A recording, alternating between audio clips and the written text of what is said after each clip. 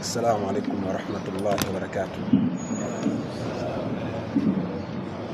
الحمد لله والصلاة والسلام على رسول الله صلى الله عليه وسلم وعلى آله وأصحابه وبعد. Natumai kwamba sote ni wazima wa afya, walillahi alhamdu. Nimewakilishwa kuzungumza kuhusu idara ya ad-da'wa au idara ya nashat. Tukisema nashat ni uga mpana mno ambapo ndani yake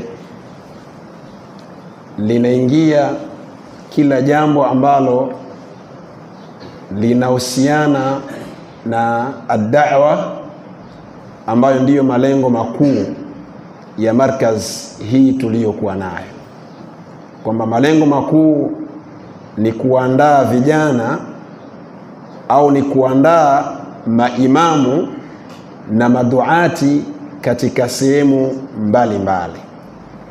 Kwa hivyo katika idara hii, katika yale niliyotumwa ni yaseme, miongoni mwayo ni kuhakikisha ndani ya mwaka huu insha Allahu taala tutakuwa na ziara za kwenda vijijini kwa ajili ya kufikisha ujumbe wa Allah subhanahu wa ta'ala, na hili haliwezi likakamilika kwa ukamilifu wake endapo idara kuu haitotushika mkono. Ili liweze kukamilika, tuiombe idara kuu biidhnillahi ta'ala, kwa uwezo ambao imewezeshwa na Allah subhanahu wa ta'ala, iweze kutushika mkono na kutusogeza na kutufikisha pale ambapo tumetarajia sisi kufika.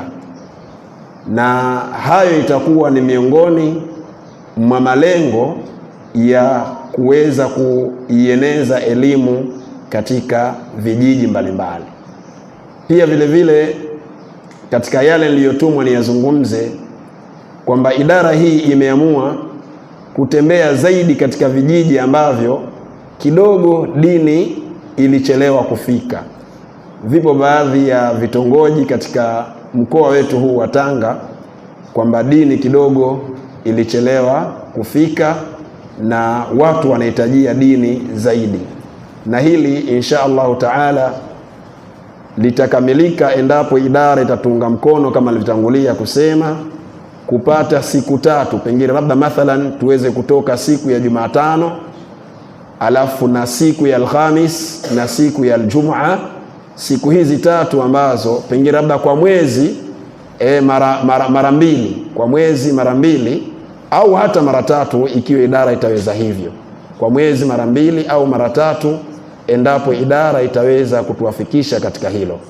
Lakini tu siku iangalia idara peke yake, hata wewe mwanafunzi bado unalazimika, bado unatakiwa ulelewe kufunzwa kujitolea kwa ajili ya Allah subhanahu wa ta'ala. Kwa hiyo kuna muda pia tunaweza tukahitajia kwako wewe mwanafunzi shilingi 500 yako, shilingi 50 yako, ili kuweza kukamilisha mfuko ambao unaweza kutufikisha katika sehemu husika. Pia vile vile katika michezo ambayo imeruhusiwa katika shule yetu hii tuliyokuwa nayo, pia vile vile hii safari hii tutaifanya kwa jitihada na tutachunga nidhamu na sheria zote ambazo ziko ndani ya dini yetu, dini hii ya Kiislamu. Mwisho kabisa, kila mmoja ni dai na kila mmoja atatakiwa atambue kwamba yeye ni mas'ul mbele ya Allah subhanahu wa ta'ala kutokana na elimu aliyochukua.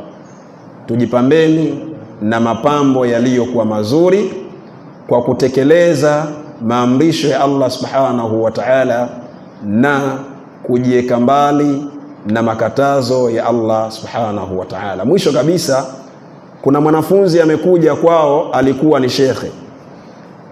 Uko kwenu umekuja, ulikuwa wewe unatambulika kama shekhe, ulikuwa unatambulika kama mwenyekiti wa mtaa, kama mwenyekiti wa kitongoji, pengine labda ulikuwa wewe ni gavana ama ni mbunge ama ni askari ama una cheo chochote huko kwenu ulikotoka, tungekuomba cheo chako ukifika pale kwenye geti uweze kukivua hicho cheo chako ukiweke pale getini.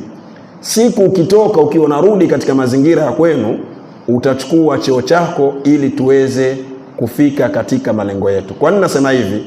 Kwa sababu da'wa ambayo tunatakiwa sisi tuieneze, uende ikawa wewe una misingi yako ambayo ulilelewa katika misingi hiyo ambayo sio misingi sahihi, unaweza ukaja ukatuletea fujo katika uwanja huu wa da'wa. Wabillahi tawfik, wassalamu alaikum.